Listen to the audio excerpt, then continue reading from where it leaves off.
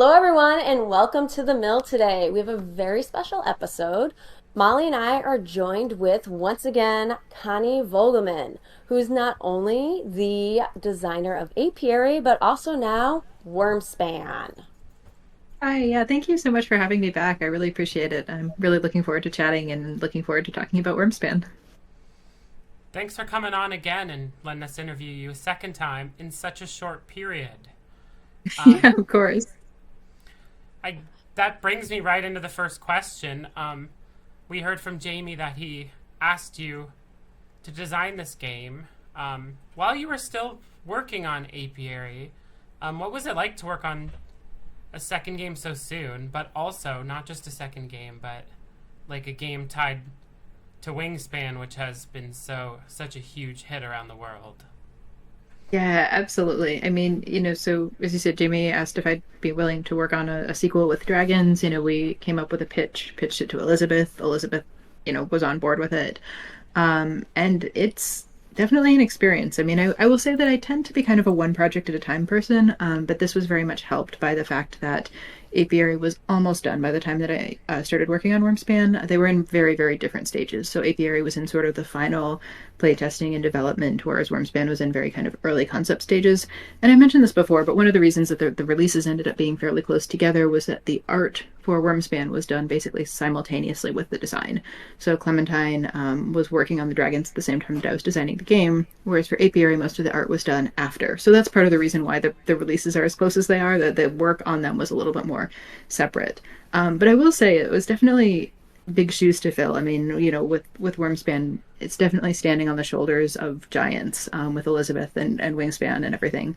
And there was definitely a lot of imposter syndrome that's sort of like, oh my God, am I the person to do this? Like, are you sure? And so there was definitely some of that. But I also knew in taking on the project that Elizabeth was going to be there, on board from the beginning as the developer. Jamie was going to be on board and helping as well. And so at that point, it's like, well, if they think I can do it, then I better think that I can do it as well. But yeah, it's been an absolutely wonderful experience. That's I great. It mean, it sounds like. seems Oh, like, go sorry. ahead, I was gonna Kara. say, it just seems like it's working out because Apiary is all over like top of 2023 lists. Like it's done wonderful, and now it's just like, and you're back right away. Like people didn't have to wait for you. I just hope they don't get sick of me. But yeah, I mean, I've been just absolutely thrilled with how Apiary's been received. I mean, it seems like folks are getting a lot of enjoyment out of it, and so that's been absolutely wonderful. When you put a game out into the world, you don't really know how it's going to be received. I mean, you sort of have hopes for it, obviously, and you don't put it out into the world unless you think it's pretty good and you think people are going to enjoy it, but you never really know. So it's been really, really wonderful and very, very gratifying to see that. Well, we loved Apiary, and we're happy to talk to you again. It'll be weird talking to someone when the next Stonemaier one comes out. Um, did you know you would Yeah, be nothing back to else. back releases when you took on them both? Were you hoping Not something a would be in between? I wasn't sure to be honest with you. And then, oh, the other thing I should mention too is I think the freight shipping for Apiary got delayed by a month or two, so they weren't supposed to be, I think, quite as close together as they were. I think I realized sometime maybe like 8 months ago that they were going to be back to back releases, and it was like, oh my gosh, buckle up or buckle in or whatever the phrase is. Like this is going to be, different. So yeah, I didn't know when I started. So I was gonna say, because you still have a full-time job right now as well, too, right? I So, do in fact. like, do you breathe? Do you sleep? Like, I will say that I that's don't sleep as so much as much. yeah. I mean, and I mean, I definitely don't sleep as much as I should, and this is something that I'm trying to work on, is sort of pacing myself. And this sounds very sort of whatever new age or something like that. But I feel like I've been like really focusing on sleep hygiene lately and trying to like go to bed on time and things like that. But I will say I'm also just very, very lucky too. I mean, it's we don't have kids. I honestly don't know how folks do it with kids. And then I also have a very, very supportive partner who's always sort of helping out and taking up some of the extra load too. But yeah, I mean, it is sort of like working a full-time job on top of your full-time job. I think that's sort of what this stuff is, but I absolutely love doing it. So I really can't complain. It's awesome. Yeah. And your partner is amazing online with all the questions, by the way. Just want to give him a shout out because that's been awesome. Yeah, big shout out to David. I feel like he's been on all of the forums and answering all of the questions, and he also keeps some of the rulings and the adjudication straight much more easily than I do, and so I feel like at this point he's become kind of the living, breathing repository of apiary knowledge, and which is absolutely wonderful. So That's great. I always see him answering questions in the Discord. yeah, Yeah. he's very, very, very good at that. When you accepted this design, like, what were the steps in trying to like implement a well-known game, be it an homage to it, kinda, but make Yeah. a heavier game? Like, that sounds so challenging. It was definitely a very much a living, breathing process. So the initial kind of concept from Jamie was Wingspan, but with dragons, heavier than Wyrmspan. And the other piece of the initial concept, and this got dropped a few months into the design, was actually make it a bag builder, which I think would have been really interesting and really fun. And I think it would have made for a very, very good game, but something that was just a bit too far away from Wingspan. And so that was actually a big part of what Elizabeth did too, was sort of, so we're local. So Elizabeth and I are both in the Washington, D.C. area. And so a lot of times I would just kind of take the game over to her house, we'd play it, and then she'd kind of give me feedback. And a lot of that feedback was, this feels like Wingspan, this doesn't feel like Wingspan, let's try to capture that feel. And I think that, one of the things that I think is really important to emphasize is we didn't just sort of throw a dart and hope for the best. I mean, the sort of difference between Wingspan and Wyrmspan was something that Jamie and Elizabeth and I all put a lot of kind of time and effort and care into because we really wanted to be true to that foundation. I mean, Wingspan has tons and tons of fans, and we don't want to advertise this as a spin-off to Wingspan and then not have it kind of have some of the same feeling. We don't want it to be too different, but at the same time, we want to also kind of respect people from the other side and basically not, it's certainly not a reskin. And so trying to kind of find that right difference of how is it similar enough but different enough. I think there are going to be a lot of folks who are going to think it's either too close to Wingspan or too far from Wingspan, but we really kind of tried to strike that kind of balance and that happy medium. And that was really something that was a very big topic of conversation with just about every version and every iteration throughout the entire design and development process for Wyrmspan. Yeah, as gosh, you talk about imposter syndrome. I feel weird. I'm the one in this conversation who actually has a copy in front of me right now. It feels very odd. Like you should have this instead of No, no, me. no, no. But I mean, you're taking all Yeah. of the photos for the game, which is absolutely wonderful. And for folks who haven't seen it, I mean, please go check out Stonemeyer's site. I mean, the photos are absolutely beautiful. So They Thank you. Yeah, are. no, it's been a blast. I mean, this game between the mechanics, the art has just been like a photographer's dream to like take pictures of. It's gorgeous. Um, but yeah, so as the one playing it, I would say we found, and I've played with a couple groups, we've definitely seen, like you're right, you see the bones there. But then as Jamie's already done a video for, there's definitely some very distinct differences. So I guess what is your favorite kind of unique aspect, or maybe a couple of them, and why? Like, what was when you finally got this all together, and what was your favorite part that was more unique or just very different from Wingspan? yeah, absolutely. So there's a couple of things that I want to call out. So one is the building out the caves. So in Wyrmspan, you have to build out a cave before you can put a dragon in it. And that gave me a lot of opportunity to do like when played abilities. Yeah. Carol's holding up a couple of the cards now, but it gives you a lot of opportunities to do kind of like instant abilities, which are things that I tend to love in games, and so you can put together some fun combos with those. So that's one of them. Another one is the Dragon Guild track. So one of the resources that you get in the game is basically advancements on a track. And first of all, I love tracks and I love track advancements. But second of all, the thing that's really fun about it, yep, is you basically have this sort of center spot in the track, and those are all really big bonuses. And so every time you hit the bottom or the top of the track, you get to put a cube onto one of those spaces, and then you basically take that space, you take it away from other people, and then you also get it yourself. And a lot of those spaces are essentially free actions or deeply discounted actions. And so they're very fun to sort of string those things together. The last thing that I want to flag too that I really like, and this is a very sort of, it's very subtle from a rule standpoint, but I think from a feel standpoint, it actually makes a really big difference. And that is that the cave entrance costs in Wyrmspan increase. So if you want to, you enter a cave, you basically activate your row by sort of sending your adventurer into the row. So it's left to right movement instead of the right to left from Wingspan. But the first time that you enter into a row, you can sort of see on that top red row or the middle yellow row there. The first cost is 1 coin. The second cost is a coin and an egg, and the third is a coin and 2 eggs. So those costs increase if you go into that same tunnel multiple times in a round. And so it really makes this very interesting kind of sequencing decision of when are you going to do it, how many times are you going to activate that round, and I think it creates a very different feel from Wingspan, even though it's a very, very sort of small, sort of subtle rules change. So those are a few things that I particularly like from the differences standpoint. I'm looking down at, so there are four guilds right now in the game. I'm Hmm. looking at the Guild of Seafarers right now, which is, actually, I haven't played it. I'm hoping to play it soon. I'm like, one of these bonuses you could get is gain a coin and two dragon cards. So I think that's one of the things I like is that ability to get more coins, which are essentially the action cubes. So it feels so satisfying to get another turn. So Absolutely, yeah. So that's a yeah, really cool one. I love there's a that lot they're of different different ways. every game Oh, go too. ahead. Sorry. Mhm. Yeah. Yeah, well, and I think you can really start structuring your game around them too, depending on which one is up, because they're all kind of themed around a particular type of resource. So one is around Hmm. cave cards, one's around dragon cards, one is around resources, and then the last one's around eggs.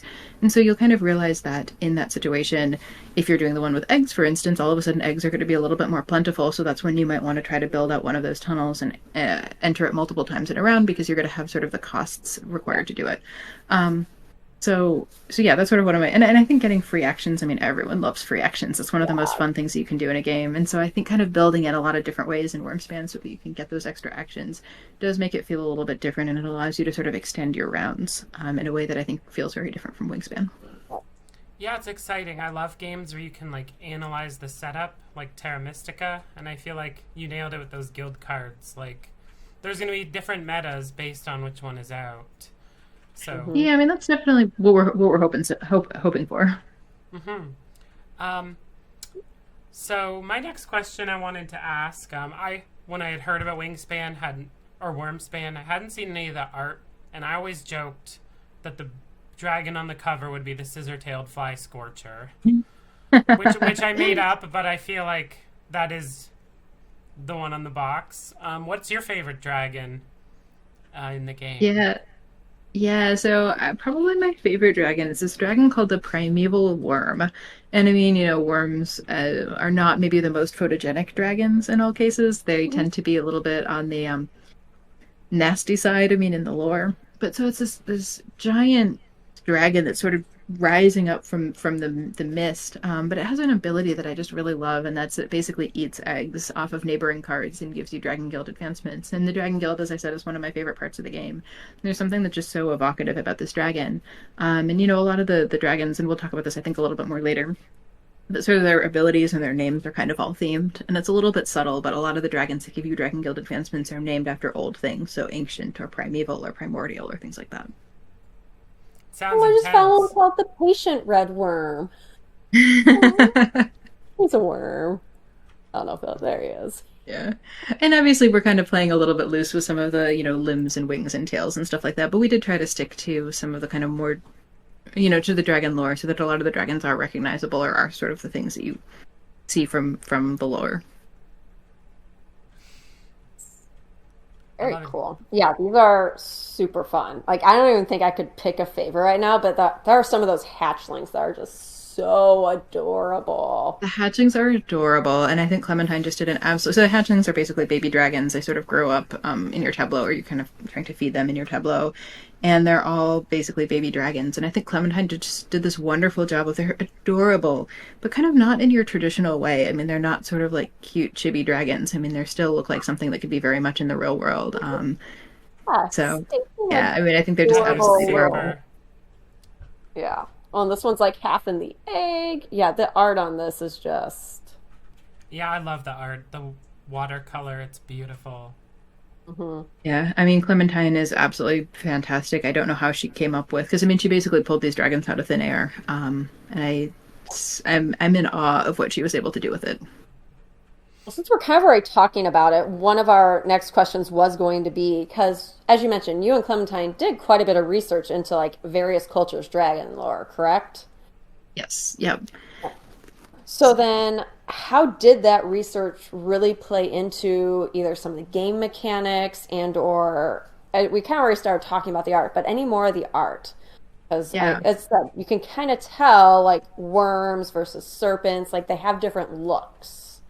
Absolutely, yeah. So basically what happened is Clementine and I both did some sort of independent research trying to figure out like, okay, which types of dragons that are common in dragon lore throughout the world do we want to try to include in the game? And it's worth mentioning that there's no IPs in the game, so you're not going to see, your Smogs or your Toothlesses or anything like that in the game, which would be wonderful, but I think that would be kind of an IP and probably stylistic nightmare too. But so we kind of talked about it ahead of time and thought, okay, we have your dragons, your wyverns, your worms, your serpents, your amphitheres, your coatls, your drakes, a few others. And then we kind of figured out, alrighty, how many of each of those types of dragons do we want in the game? Something like worms are a little bit harder. They tend to look all a little bit more similar, whereas some of your dragons and your wyverns and your drakes and stuff give you a little bit more kind of room for creativity. And then what we did was sort of a multi-part process. So as Clementine drew the art, it basically was like kind of working in real time to associate them with the different cards. And we did that based on a few different things. So basically, the second word in each of the dragons' names, for the most part, is dependent on their sort of wing and limb situation. So your dragons, for instance, have your wings and your four legs. And then what we basically tried to do is, okay, yeah. And then obviously there's sort of some, like land dragon is sort of something in the game, and we have, the red worms and things like that. So we kind of played around with that a little bit.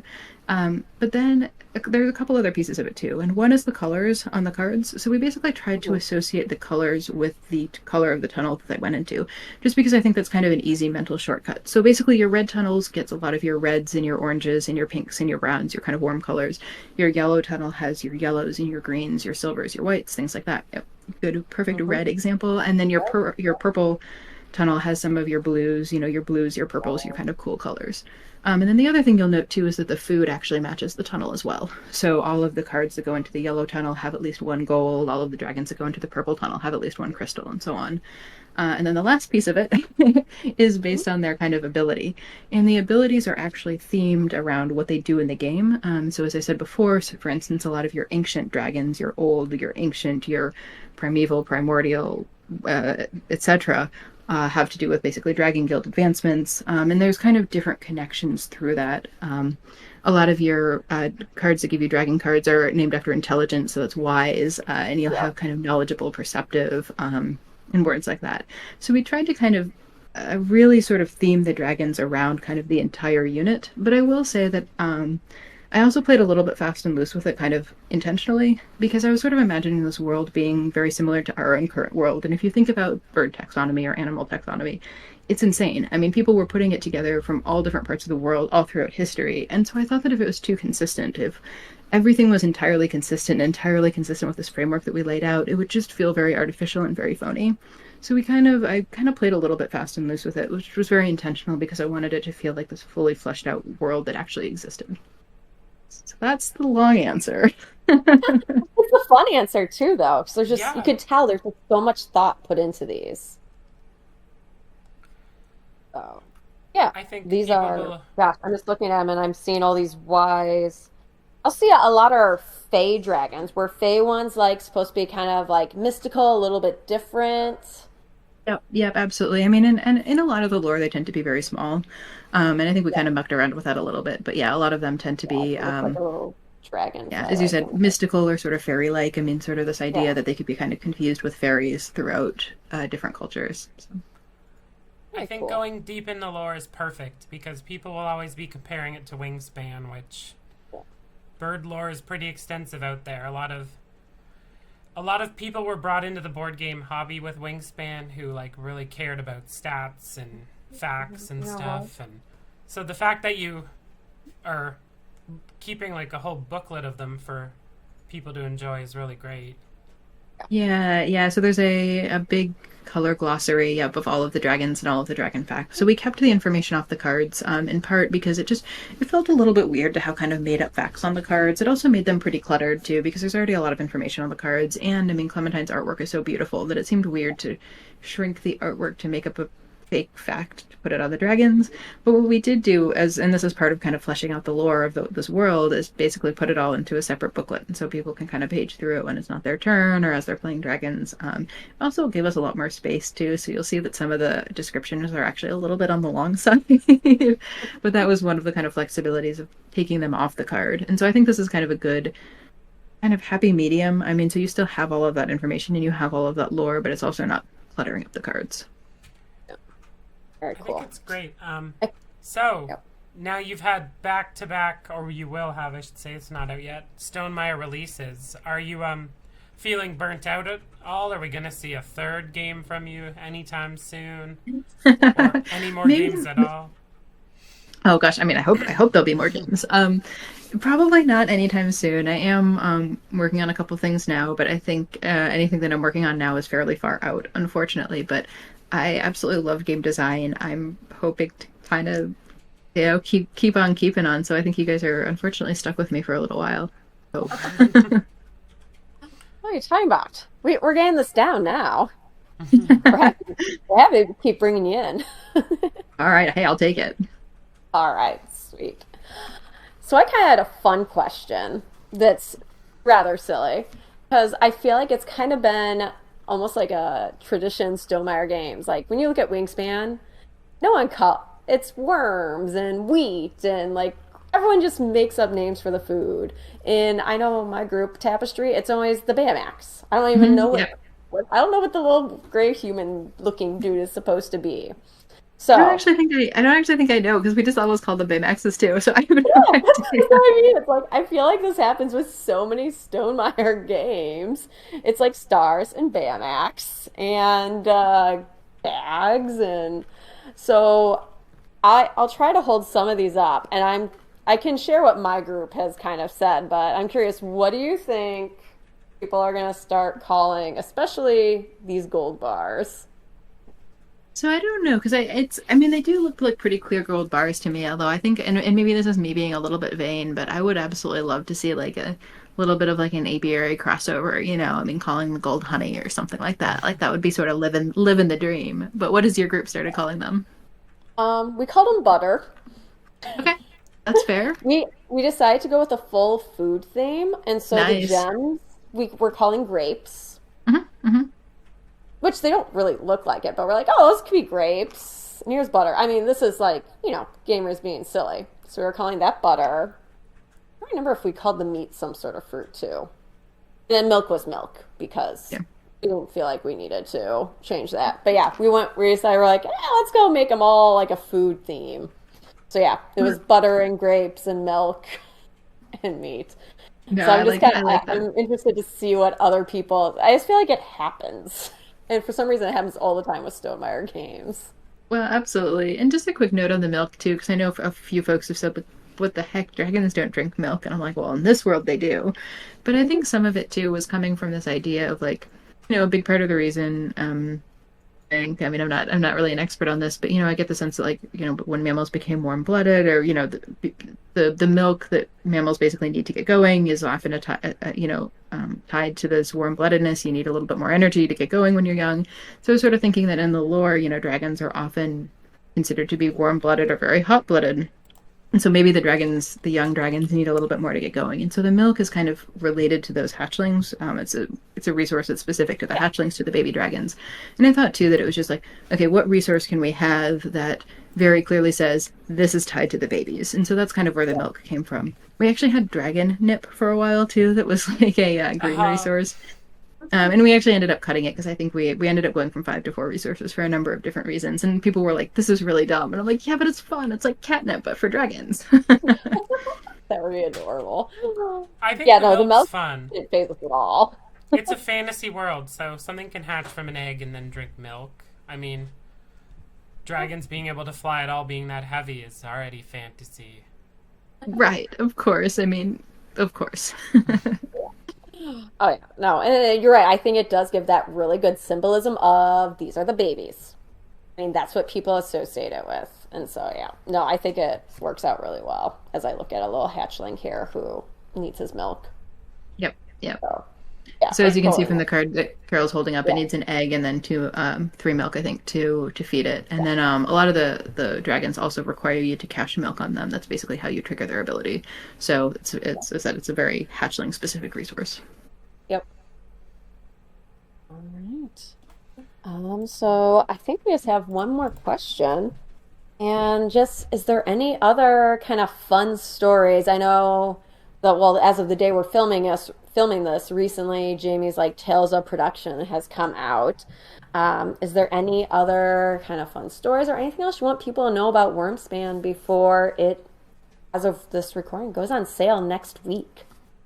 Yeah, I mean, I think what I would just sort of ask folks to do is take a look. I mean, Stonemeyer has put out a lot of information about it. Jamie has videos where he's taking a few turns, and a lot of the reviews will be out as of January 22nd.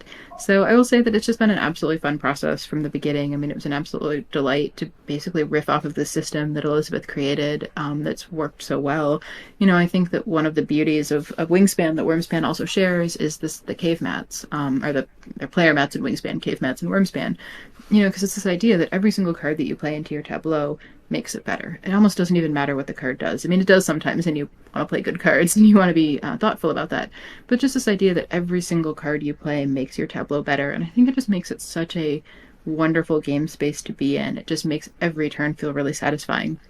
And so there were actually a lot of versions of Wyrmspan that had very, very different systems. One of the systems that we tried out that in another world I would have liked to have made work was basically a modular cave board. So you basically added the spaces in, which also provided the benefits that were associated with the row. So you'd be kind of building out your own cave.